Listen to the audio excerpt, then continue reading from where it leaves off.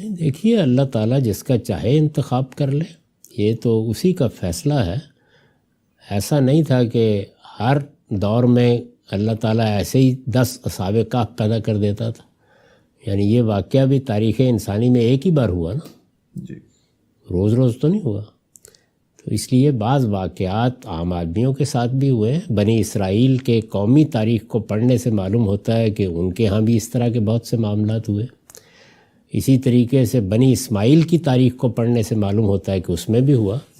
اس وقت بھی اللہ تعالیٰ کی بعض غیر معمولی قدرتیں ظاہر ہوتی رہتی ہیں مختلف شکلوں میں، لیکن اصحاب کہف کے معاملے میں اس وقت کی تاریخ دیکھنی چاہیے جب شدید جبر اور ظلم کی فضا قائم ہو گئی۔ حضرت مسیح کے ماننے والوں کے لیے اللہ نے یہ فیصلہ کیا کہ وہ ان کو ان کے اچھے عمل کی یہ جزا بھی دے گا کہ ایک نوعیت کا سیاسی غلبہ قائم ہو جائے۔ اس کے لیے حالات ہموار کیے گئے۔ اللہ نے ایک فیصلہ کیا، اس فیصلے کے لیے اللہ تعالیٰ جس کو چاہے جو جی چاہے دے دے، اس میں کوئی رکاوٹ نہیں ہے۔